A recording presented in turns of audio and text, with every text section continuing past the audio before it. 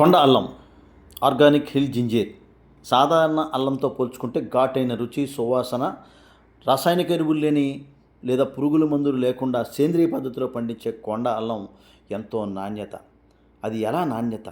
దాని గురించి తెలిసిన విషయాలు ఏంటి? అసలు ఏ విధంగా నాటుకోవాలి? ఎలా సాగు చేయాలి? ఎలా హార్వెస్ట్ చేయాలి? ఈ విషయాలను తెలుసుకోవాలనుందా? అయితే మరింత ఆలస్యం, ఒక్కసారి వీడియోలోకి వెళ్ళిపోదాం. అన్ని విషయాలు పూర్తిగా తెలుసుకుందాం.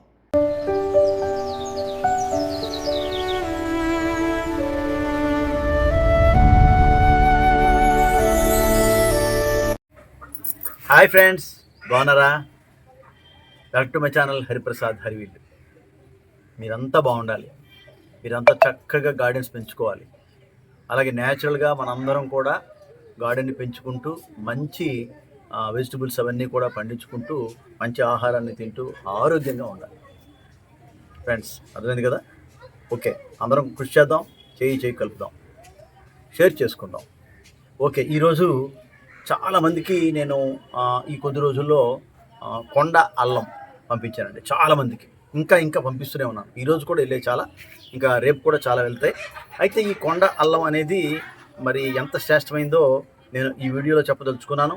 అలాగే ఈ కొండ అల్లం గురించి మనం మనకి సీడ్ నాటి నుండి హార్వెస్ట్ వరకు స్టెప్ బై స్టెప్ చెప్పదలుచుకున్నాను. ఎందుకంటే చాలామంది దీన్ని మనకి ఇప్పుడు అడుగుతున్నారు, వారు వేసుకుంటున్నారు, అంటే తీసుకెళ్తున్నారు, వేసుకోవాలి, ఎలా చేయాలి, ఏంటి దీని ప్రాసెస్ ఏంటి అని చెప్పేసి ఆడడం జరుగుతుంది. కాబట్టి అందరికీ తెలియజేయడం కోసమే నేను ఈ లాంగ్ వీడియో చేస్తున్నాను. కాబట్టి మీ అందరూ కూడా చివరి దాకా స్కిప్ చేయకుండా చూడండి.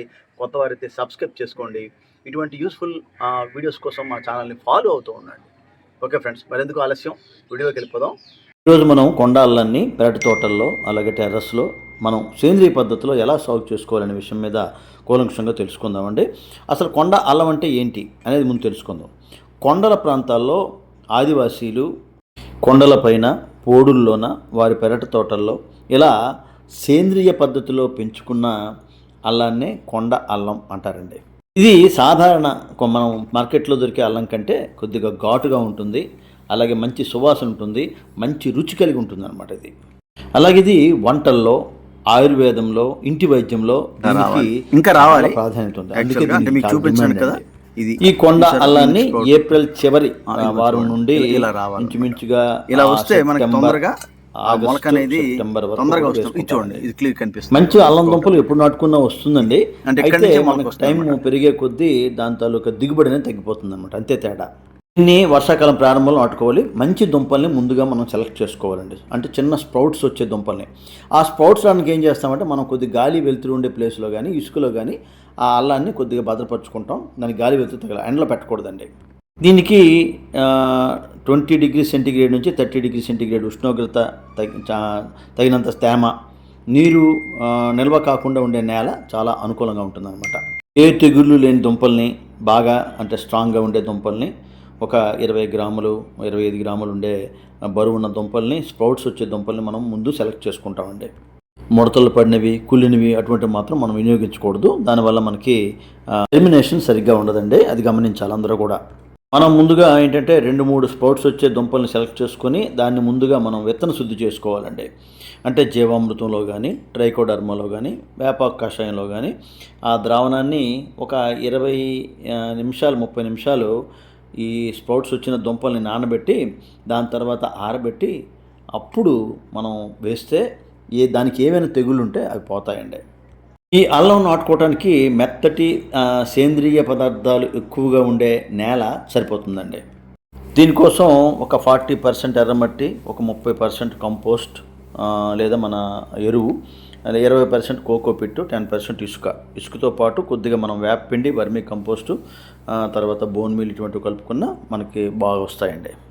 కొద్దిగా వెడల్పాటి కుండి లేదా గ్రో బ్యాగ్ అటువంటివి మనం ఎంపిక చేసుకొని దానిలో వేసుకోవాలండి. ఏంటంటే ఇక్కడ వెడల్పుది ఉంటే మనకి ఎక్కువగా అది ఆ మట్టిలో వ్యాపిస్తూ ఉంటుందన్నమాట దుంప అనేది. ఏదైతే స్ప్రౌట్ వస్తుందో ఆ మొగ్గ అనేది బయటకు వచ్చేలాగా మనం నాటుకోవాలి. 2 లేదా 3 అంగుళాల లోతులో మనం నాటుకోవాలండి. దానిలో కొద్దిగా మట్టి కప్పుకోవాలి. కొద్దిగా ఆ స్ప్రౌట్ అనేది కనిపించేటట్లుగా మనం పెట్టుకుంటే సరిపోతుంది అనమాట. ఆ విధంగా నాటుకోవాలి. ఇప్పుడు చూసారు కదా, ఆ విధంగా చూడండి ఒకసారి. ఇలా నాటుకున్న తర్వాత మట్టి కప్పేసాక మనం కొద్దిగా నీరు పెట్టుకోవాలండి.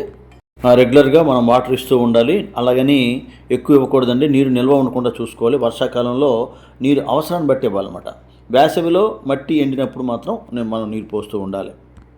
ఈ అల్లంకి ఏంటంటే వేసవి కాలంలో అయితే మాత్రం మనం మల్చింగ్ ఇచ్చుకోవడం మంచిదండి. ఎందుకంటే ఎండిన ఆకులు కానీ, కొబ్బరి చెప్పలు కానీ, గడ్డి కానీ దీనివల్ల ఏంటంటే తేమ నిల్వ ఉంటుంది. తర్వాత కలుపు తగ్గుతుంది, దుంపలు బాగా పెరుగుతాయి అన్నమాట. ఇకపోతే ఎరువు ఎలా ఇవ్వాలి అనే దాని మీద చూసుకుంటే 20-25 రోజులకి మనం ఖచ్చితంగా ఎరువు ఇవ్వాలండి. వర్మీ కంపోస్ట్ కానీ, జీవామృతం కానీ, పంచగవ్య కానీ, అరటి తొక్కల ద్రావణం కానీ, ఇలాంటివి ఏదైనా సరే మనం ఇచ్చుకుంటే మొక్క అనేది చాలా బాగా పెరుగుతుందండి. మొక్కకు 2 నెలలు అయిన తర్వాత మనం ఏంటంటే మొక్క చుట్టూ కొద్దిగా మట్టి అనేది పోస్తూ ఉండాలండి, లేదా పక్కది ఎత్తివేయాలి. దానివల్ల ఏంటంటే కొత్త దుంపలు బాగా అభివృద్ధి చెంది పక్క నుంచి అలాగ వచ్చేస్తాయి అన్నమాట. అలాగే కలుపు మొక్కలు రాకుండా ఎప్పటికప్పుడు ఆ కలుపు మొక్కలను తీసేస్తూ ఉండాలండి. దీనికి వచ్చే ప్రధాన సమస్యలు ఏంటంటే తెగుళ్ళు, దుంపకుళ్ళు అండి. 1, 2 ఆకుమచ్చ తెగులు, ఈ 2 కూడా వస్తుంటాయండి. మనకి దుంపకుళ్ళు కనిపిస్తే మనం నీరు నిల్వ ఉండకుండా చూసుకోవటం ఒకటి, రెండోది ట్రైకోడెర్మా కొద్దిగా మనం వేసుకోవటం, ఇది 2 కూడా చేసుకోవాలి. ఇకపోతే ఆకుమచ్చ తెగులు వచ్చిందనుకోండి, దానికి వేప నూనె మనం స్ప్రే చేయాలండి. కొద్దిగా షాంపూ కలిపి స్ప్రే చేసుకుంటే అది నివారించవచ్చు. తర్వాత తెల్ల పురుగు అండి.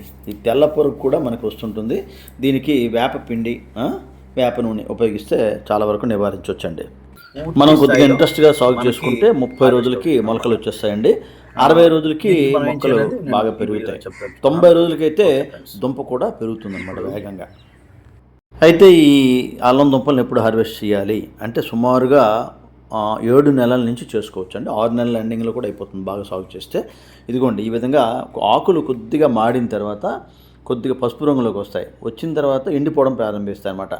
అలాంటి టైంలో మనం హార్వెస్ట్ చేసుకోవాలి చక్కగా. ఇదిగో చూసారా, హార్వెస్ట్ చేస్తున్నాం పక్క నుంచి. హార్వెస్ట్ కూడా పద్ధతిలో చేసుకుంటే దుంప పాడవకుండా ఉంటుందండి. దీన్ని ఏంటంటే హార్వెస్ట్ చేసే విధానం మట్టిని నెమ్మదిగా మనం తీస్తూ ఉండాలండి. దుంపకి ఎటువంటి దెబ్బ తగలకుండా జాగ్రత్తగా తీయాలి.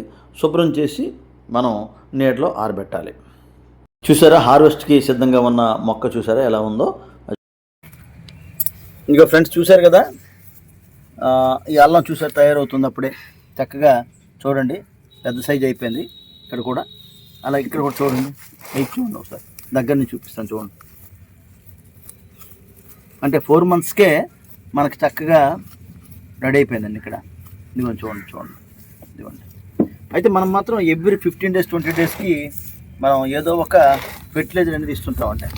చూసారు కదా, ఇదిగోండి చూడండి ఫ్రెండ్స్, క్లోజప్లో చూపిస్తున్నాను చూడండి మీకు. ఇలా చూడండి, ఇంత చిన్న తొట్టులో మేము వేసుకోవడం. చూసారా, ఇక్కడ కూడా చూడండి, మొదల్లో మీకు చూపిస్తున్నాను. ఇలా చాలా ఈజీగా మనం ఈ కొండాలన్నీ మనం పెంచుకోవచ్చండి. ఫ్రెండ్స్ ఇది మనం 4 months అబవ్ అయిందండి. 4 months బ్యాక్ వేసుకున్నాం మనం. ఆల్రెడీ చూసారా చక్కగా అయిపోయింది. ఆల్రెడీ చిన్న దుంపలు కూడా లోపల స్టార్ట్ అయ్యాయి. అయితే మనం అప్పుడే హార్వెస్ట్ చేయకూడదు. ఇలా కొద్దిగా ఆకు మాడిన తర్వాత మనం అప్పుడు హార్వెస్ట్ చేయాలండి. అయితే మీకు చూపించడం కోసం ఒక దుంపని ఒకసారి తవ్వి మీకు చూపిస్తానండి. ఎందుకంటే 4 months తర్వాత దుంప ఎలా ఉంటుందనేది మీకు తెలియాలి కదా.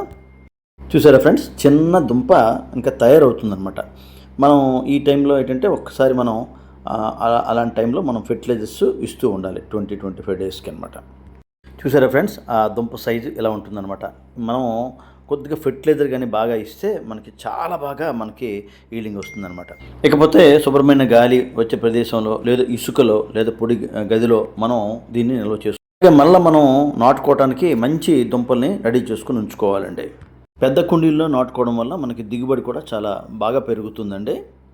ఇకపోతే కొండ అల్లం ప్రయోజనాలు చాలా ఎక్కువ అండి. జీర్ణక్రియకు, రోగనిరోధక శక్తికి, జలుబు దగ్గు తగ్గడానికి, కీళ్ళ నొప్పులు, కండరాల నొప్పులు తగ్గడానికి, అలాగే వికారం తగ్గించడంలో కూడా చాలా ఉపయోగపడుతుందండి. ప్రయాణ సమయంలో వచ్చే వికారం ఏదైనా ఉంటే ఇది దీన్ని చాలా వరకు పనిచేస్తుంది. అలాగే యాంటీ ఆక్సిడెంట్లు చాలా ఎక్కువ ఉంటాయండి దీనిలో, అది కూడా పనిచేస్తుంది. రక్త ప్రసరణకు తోడ్పడుతుంది. ఓకే ఫ్రెండ్స్, వీడియో చూశారు కదా. వీడియో మీద తప్పకుండా మీ కామెంట్స్ తెలియజేయండి. నచ్చితే లైక్ చేయండి, కొత్త వారైతే సబ్స్క్రైబ్ చేసుకోండి, మరింత మందికి షేర్ చేయండి, మా వీడియోస్ని ఫాలో అవుతూ ఉండండి. Thank you friends.